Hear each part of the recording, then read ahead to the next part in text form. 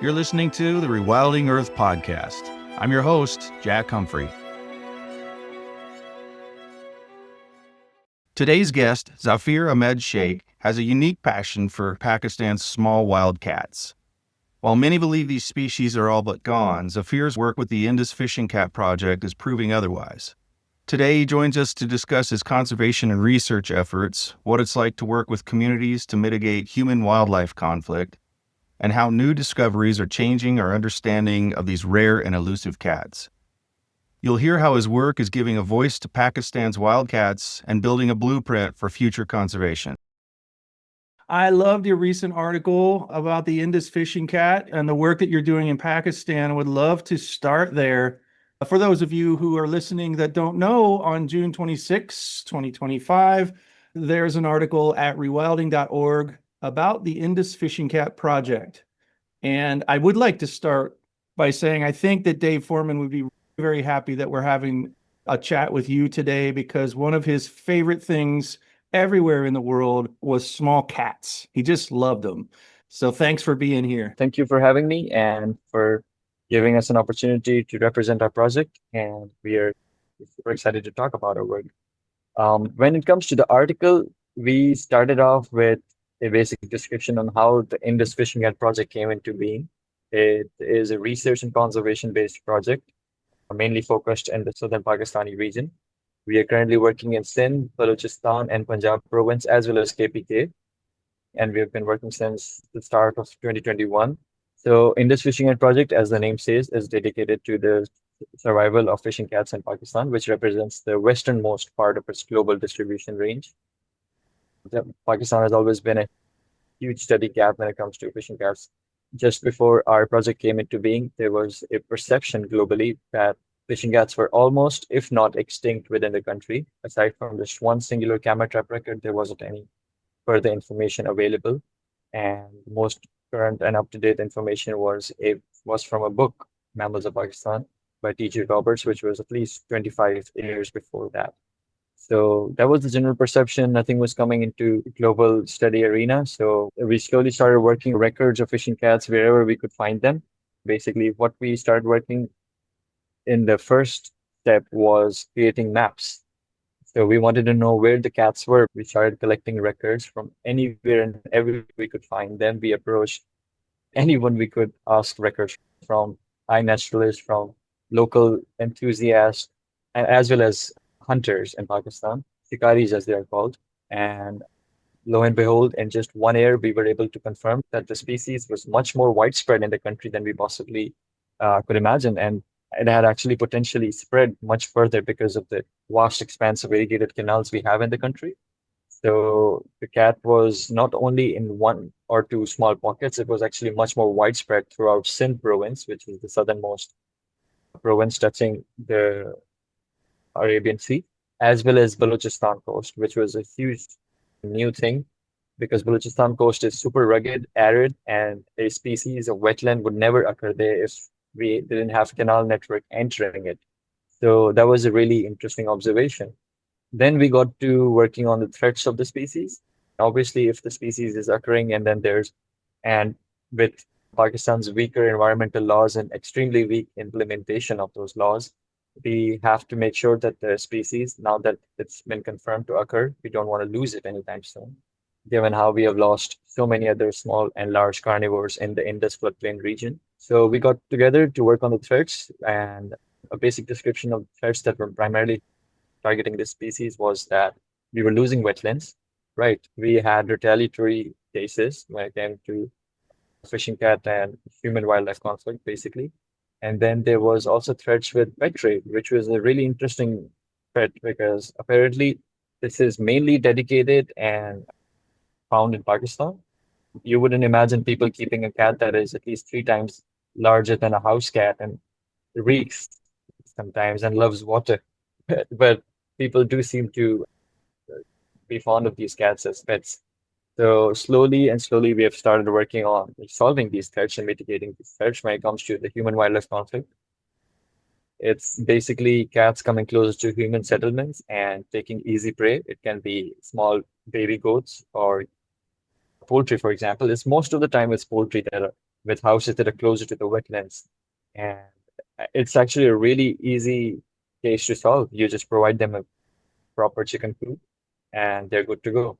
They don't have a reason to kill the cat because cats actually do take a lot of poultry, and these are families that are earning less than $50 a month. You can't blame them for going after the cats. So it's a really simple strategy and it's extremely effective. So we have been doing that, and then we have been slowly raising awareness because locals are completely unaware. Most of the time, you're hearing reports of lions, tigers, and leopards being reported from the floodplain region. All three species have been locally extinct in the region for at least 100 years. It's a fishing cat most of the time. Just being scared for no reason, fear psychosis plays a big part. And then when it comes to the pet trade issue, we basically raise awareness and spotlight the species as much as possible and bring the wildlife trade issues in front of the local dedicated wildlife department, and that solves most of the issues right away and right there. When it comes to the wetland impact, we are still new to that, so we're still trying to solve that issue, but we've got a long way to go. And so in the article, we did also talk about how we started working at some of the sites. We started at Haleji Wildlife Sanctuary, which is really close to Karachi. It's at least 100 kilometers out northwards. And it was a natural wetland, which was converted into a proper lake with embankments. And now it is a great hotspot for fishing cats. That's the first place we camera trapped a fishing cat. After that, we started working at Kinjer Lake, where we are still working with a local community. It's the region we're working in Kinjer Lake is an unprotected shelf that extends into the lake. So that's where we're working at the moment. Aside from that, obviously, when it comes to Pakistan, interestingly, it's such a small country, you wouldn't expect such high diversity of small wildcats across such wide-ranging habitats. So most of the time, the global perception we have of Pakistan, because such limited interest is in the biogeography of the region, we have a wide range of habitats from the coastline to sand dunes to desert regions to wetlands, riverine forests, and then we have the pristine Himalayan forests, and then you go much further northwards, and you have the third highest density of glacier regions outside the two polar regions. So it's a wide-ranging habitat zone. So you have 8 species of small wildcats in the country so far that we know of. We also suspect 9 species, but we are working on that. So you have fishing cats, then you have jungle cats, Asiatic wildcats, caracals, sand cats, Palace's cat, mainland leopard cat, and Eurasian lynx. So that's quite a great diversity to work with. So I'm really excited and we're really grateful to have such an amazing diversity of these small wildcats. One of the main questions when we get to working with these group of animals is that why small wildcats? It to be honest, for me personally, and I think it applies to a lot of other small wildcat researchers and enthusiasts as well, is because so little is known about it, you know? And everyone's interested in the lions and the jaguars and the tigers, which obviously have their own charisma and they're equally amazing. You have these such little known mesocarnivores that are inhabiting these small niches across such great diversity. Every habitat you have, and you have a dedicated small wildcat, and it's super interesting how they're surviving and they go under radar so easily. Take Palace's cat, for example. It's really famous across the world for being grumpy looking.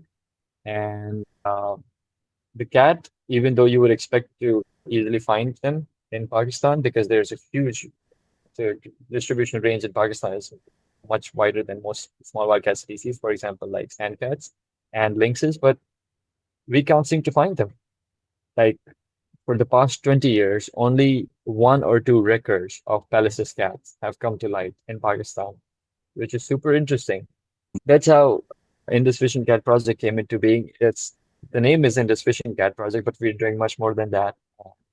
Our goal right now is to cover and target survival of all these 8 small wildcat species and work towards their existence in the country and conserve them and solve the threats as much as possible. It sounds like one of the factors that played in the favor of these cats is that people didn't know much about them and even thought that they did not exist in the numbers that you found later they did. Is it a little bit strange to then shed light on that fact if you think, man, maybe that was doing them some good, that they weren't well known? Ultimately, we know that doesn't work in their favor long term for conservation, but still, it must seem a little weird to now be doing education and working with people and letting them know that these things, not the Palace cat, but the rest of them, are doing a little better than people thought. I would say 100%. And this thing, although we wouldn't suspect it to be a positive factor, but it is, to be honest. People not knowing about a existence of the species in and around their habitats in Sindh province in the lower Indus floodplain region where fishing cats are has played definitely a big positive role in keeping them secure. Because when it comes to Pakistan, we have a big underground and illegal wildlife trade industry. And although it does sometimes have fishing cats to sell and everything, but it still isn't popular to that extent. People have no idea we have caracals. People have no idea we have sand cats and fishing cats sometimes. So that's super helpful because, as you said, in the conservation side of affairs, it isn't helpful on the long-term basis, which we'll get to. But at the moment, it is super helpful because people who do not know of its existence are not interested in keeping them as pets. It's just one of the threats that is affiliated with this phenomena. So we're glad it hasn't happened yet. In the United States and other countries, building a groundswell of support from the public often is used to get the government to do something for protection, to look at new legislation or protected areas. Would that be the same kind of thing that you're trying to do there to get people excited about and proud of that natural heritage and put some pressure on governing bodies to help protect them? Yes, precisely. So you see, when it comes to the Indus floodplain region, which is the plains of country, we have lost all of our iconic and charismatic predators of the past. We lost the tiger, we lost the lion, we lost the cheetah, we lost the leopard, and we are on our way to lose much more if we are not putting a stop at the moment and right now. So in a way, our goal is to promote these mesocarnivores as much as possible to an extent where people take pride in them and people are responsible and are proud of protecting these last wild predators. So we're in a way trying to promote the conservation to the same extent as possible as with tigers in India. And going into habitat protection and advocacy and promotion, hopefully we can push the government to create more protected areas because they're definitely needed. Recent cuts in federal funding for public broadcasting have hit hard. Fortunately, this podcast was spared federal cuts, mainly because we've never received government funding. We're completely supported by listeners like you who want to live in a wilder world. If you're new here, or if you've been meaning to support our work, now is the perfect time. Help us bring you more episodes like today's by making a donation at rewilding.org/donate. Thank you. Would another inadvertent protection factor be geography and just the difficult terrains of Pakistan for some species that really worked in their favor thus far?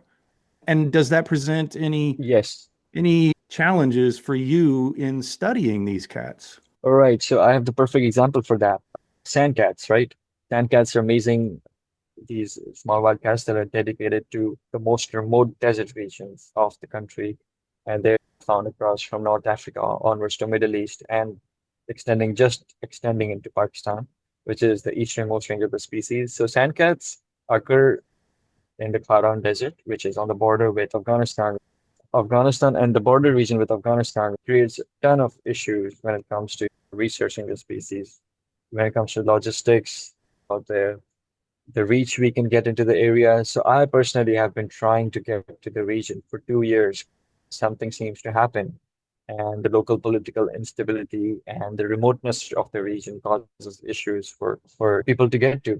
So that enables the conservation of the species to occur because the cat is left alone. At the end of the day, you want to keep the species just as disconnected from human populations as possible. They're perfectly fine. They have little to no human threats that we know of currently. We're still working on that.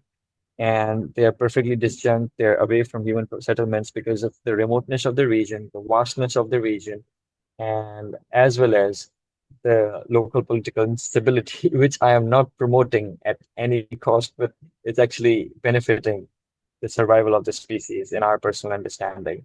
And when it comes to the question of how we know what we know in the local area, so what we did in terms of our strategy from last 2 years is that obviously we cannot be researchers. Let's say I'm based in Karachi, I cannot get to Paran or Nushki. Nushki is the name of the city, which is close to the border of Afghanistan, and that's where we have sandcats. So I'm obviously gonna get there, and I don't have to get there because at the end of the day, we need local and dedicated researchers of the specialized regions of the local population dedicated to the conservation and taking up their interests, and they're taking the pride in protecting the species dedicated to that region, basically. So we have local researchers who are much more perfectly capable of traveling in and out of that area than I am. So I would be easily noticeable because of the looks that I have. But locals in that area won't be noticed, right? So they can easily go out and camera trap as much as possible. But if I go there personally and camera trap, and then given the political instability of the area, the security situation just wouldn't be in my favor. So I guess such things, keeping visitors away from the region, like I'm just throwing it out there, does inadvertently help the survival of the species. Yeah, I think it's really cool though that you figured out let's just put people on the ground who are native to that area instead of putting yourself or others in danger. That might even actually be better than your organization going all over True. and being solely responsible. The only way that I've ever heard that adoption of a cause such as the sandcats or others is if you have local buy-in. So it's almost like you could just Exactly. say it was a strategy to begin with. We needed local buy-in, so we put locals in charge of camera traps. Yes, precisely. And it's working excellently. And we have copied that mechanism with other species. So what we have going on now is we have a targeted person dedicated to all 8 small wildcat species. So we have 8 people for 8 species, and it's people targeted to one species, and it's creating a much more focused impact that we are hoping for, and it's working out perfectly. That 8 species, it seems rich. That seems like a lot for for any place. When we talk about, we have ocelot, jaguarundi, and jaguar, and jaguar is way too big to fit into this category, primarily in the Hmm. south and in northern Mexico. And we feel quite biodiverse and rich in cats for that. But 8? That's crazy. Yeah, yeah, and it's we're super grateful to be in a region which is just so biodiverse because it's a small piece of land. Pakistan is not huge compared to, let's say, for take China, for example, or Russia. But when it comes to the habitat diversity we have, it just works out really well. We have the Oriental wren that comes into the region eastwards from India. So we have South Asia, at Asian zoogeographical zone. Then we have the Arctic zone coming into the north of the country and the west. And that's where you have the lynx coming in. You have the fishing cat coming in from east. You have the lynx coming in from the north. And you have the Sino-Saharan realm that hits Pakistan to the extreme west. And then you have sandcat. It works out really well. I was just thinking somebody's going to get mad at me if I don't include bobcat. So sorry, bobcat people. Um, Yeah. and also a small population of lynx near the border with Yes. Yes. Colorado. I don't want to leave those out. We're not doing too bad, but you're still beating us with 8. That's pretty dang cool. I wonder if size has Yes. something to do with it too. Size is always a factor when humans are determined to wipe out a species. It didn't take very Hmm. long, or it probably wasn't very difficult to wipe out the tiger just because of the size of the habitat, the needs, and the size of the cat itself. It just feels like Yes. these are all the smaller cats go under the radar in many different ways in their habitat, their habits, and their sheer Hmm. size. Am I being biologically correct, or is that too Yes, simplistic? totally. You're totally correct because when you see, so there's also other aspects to take into account, such as their feeding behavior, their foraging behavior, and everything. So to take tiger, for example. So tigers used to occur in the Indus floodplain region in the same habitat as fishing cats. So you can see this aspect in the Terai region of Nepal, or you could also see it in Kaziranga National Park in India. So it's the same habitat we used to have in the Indus floodplain region. But tigers were difficult to work with for local populations because they used to cause huge attacks. Fishing cats are definitely their size of a small dog, right? Like a medium-sized dog. But they are strong. They can take down dogs. They have taken down dogs in the settlements we work with, but they don't necessarily do it, right? They are highly nocturnal. They're highly secretive. They stick to the wetlands, and if you have your prey protected, and if you do not just go after them, you're leaving the cat alone. The cat's left alone. It perfectly cohabits with the local population, and it's a win-win example. It just works out. But when it comes to the larger and the big cats, you have conflict easily because the big cats need bigger areas. They cannot go easily unnoticed because they're huge, and they may see human populations as a potential additional prey species. But fishing cats or other small wildcat species just do not do that. So that just is extremely helpful to work with such animals and their conservation because it is beneficial for us. But when it comes to the conservation of larger and bigger carnivores, it's much more difficult and trickier. So yeah, in a way, I guess it does make sense how big cats were lost from the Indus floodplain region. I'm not saying that they should have been lost. I do regret that a lot, and I wish we had tigers still. But yeah, in a way, the size and foraging behavior and the needs of the species has definitely benefited the survival of fishing cats and the rest of the small seven wildcat species in the country. What kind of synergy do you have now? You're looking at these cats, you have been for the past few years, with other organizations who are working on wetlands issues and with other species. I'm sure you've made lots of friends who are working, studying everything from fish to other species, and this might be helping their work as well. Mhm. How does that look with the organizations that you've met and you've worked with? Okay, in terms of the wildlife conservation arena in the country, I would say we have very few organizations that are actually working on ground know, on research and wildlife conservation issues. So we have very small parties involved. You have large organizations like WWF and IUCN, and then you just don't have other interested organizations that are working on wildlife conservation issues. So that is a major gap, I guess. I've also thought about this issue for a while. I think that's something that needs to happen in Pakistan because we need more organizations. We need much more players so we can, form an alliance. And because, as you said, the issues we work with, that not necessarily being the same targeted species, they are interlinked and it's benefiting the whole conservation community at the end of the day. I'm connected with WWF and we have exchanged a lot of good information and guidance, and IUC as well, and the local wildlife departments are major stakeholders. Those are one big party that we work with a lot and dedicatedly. But aside from that, I would say, it's very few organizations that are actually working.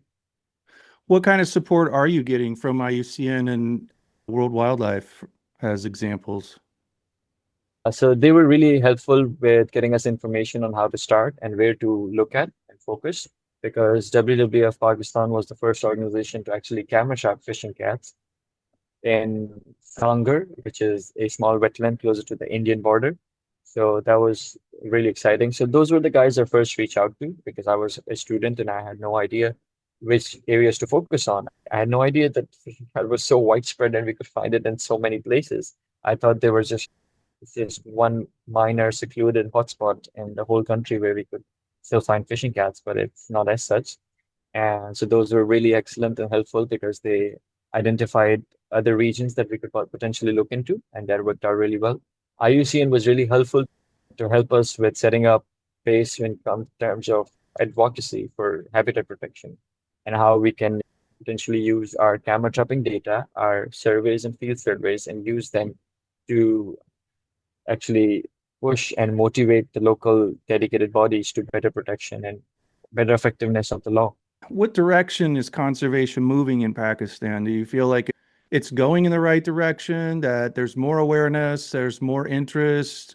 I'm sure you feel like it's moving too slow, but does it feel like that things are getting better or worse, or just people don't pay much attention to conservation and it's pretty lonely? Excellent question, something that needs to be discussed. So the thing is, in Pakistan, the most common base of awareness, education, and knowledge base is definitely increasing, which is a huge plus point because now people are aware of having fishing cats in the Indus floodplain regions. So the knowledge and skill set is definitely increasing and awareness is increasing. But at the same time, you would expect conservation actions and organizations to increase at the same time, but that's not increasing. So the amount of actions and initiatives you would expect to have been undertaken by now, that has not happened. And the political will and the political interest by our government and stakeholder level to increase protected area level. Let's say we want to have 30% total land mass under protected areas by 2030. That's not happening. Even if we have national parks being formed, it's only on paper. Like take Pakistan's Sindh province, for example, where I'm based and working mainly. So Sindh province is a huge amount of land, but you only have one national park, right? And that national park was formed in 1972. But if you go to the national park right now, you won't find a single information center. You cannot find your access to the national park properly. You have, let's say, 2 or 3 checkposts within the national park, but it's completely informal. There's huge mismanagement. Right now, the national park has been eaten away by housing societies. There's illegal sand mining, rock mining. You look at this, and then you look at the global conservation interest, which is expanding and blooming, and there's so many stakeholders involved. The situation is much better than it was, let's say, 20 years ago. But when you see Pakistan and you see how Pakistan is representing its values internationally, but you see the on-ground situation, there's nothing happening.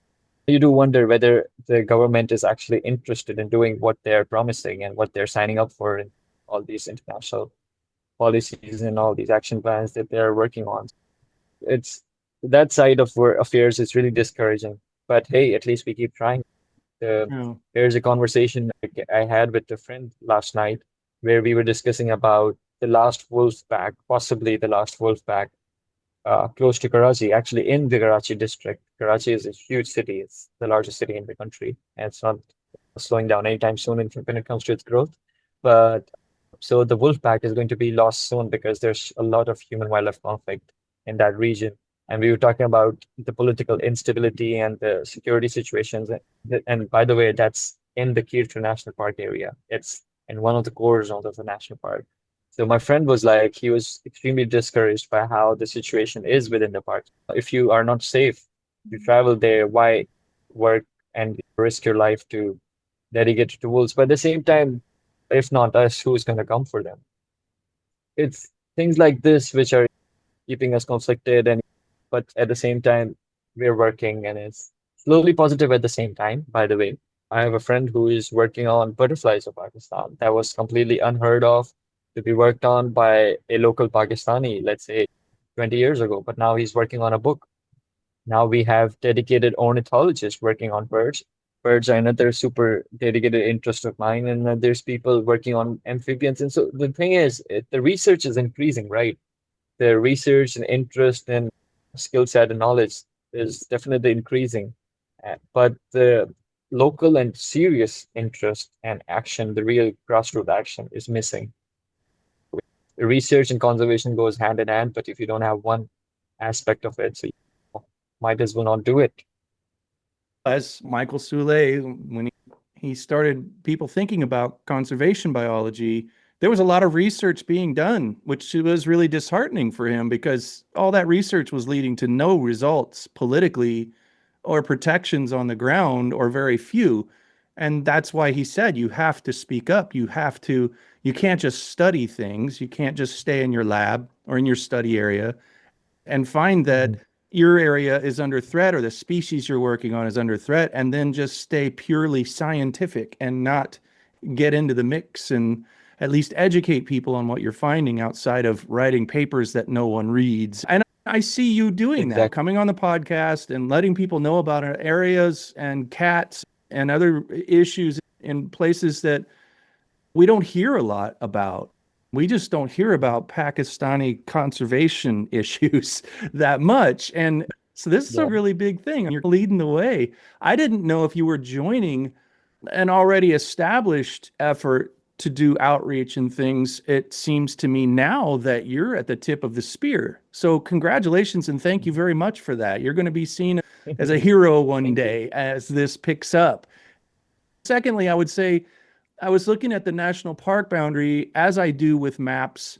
I look at and I go, that's protected. Oh, good. Look at that whole area. That's protected. I was a little sad to hear that there's not a lot of actual protection there. And that's something that we're combating and watching very closely here in the United States. Nothing conservation-wise is really happening here right now under the current political regime. But we had everybody around the world has got a goal of 30 by 30. And we didn't want that to be paper protection either. Just on paper, but on the ground, it looks like it's all torn up or people are doing things they shouldn't be. That is also a very big thing to keep an eye out for. You could look at it two different ways. You could look at it as this is a bummer because there's not enough happening and there's not enough. But at the same time, you're here providing us with hope. That brings me to my next question. What can anybody outside of Pakistan do to help you to support your work or the work of conservation overall in your country? I think with the species we work with and this special group of animals, I think talking and sharing about the species helps a lot. Raising awareness, letting people know that it's out there is just as helpful as the fact that you're on ground and helping us with conservation actions. It's the same thing for me personally. People knowing that we have fishing cats in the country was completely unheard of, let's say 5 years ago. When people are super interested to know that there's a species in the country that is so elusive and so interesting to work with. Our extra credit section on this episode's page at rewilding.org/pod. You can look up the fishing cat and you'll see the episode. It should be really bursting with tons of really cool stuff that Zafeer will help me get together and I will put together so that you can dig deeper into this subject. People taking interest is our dream. So that's perfect. And thank you for giving us this opportunity. Zafeer, thank you so much. I wish you all the luck in the world. We will be looking forward to hearing from you as all of your studies progress and as you develop ways to keep people informed, any newsletters, email lists, or anything like that. Please do let us know and we will make sure everybody knows about it. This is amazing. Thank you, Jack, for having me and for giving us an opportunity to share about our work. And I'm just super excited to have people listen to our work. And thank you for that. Thanks for listening to the Rewilding Earth podcast. We do what we do because of you. This podcast is supported by listeners like you who long to live in a wilder world. Please consider donating at rewilding.org and subscribe to our weekly news and article digest while you're there. To go the extra mile, you can follow and share Rewilding Earth on Instagram, Facebook, and Twitter. Bonus points for sharing this podcast with your friends. To listen to past episodes, go to rewilding.org/pod. That's rewilding.org/pod.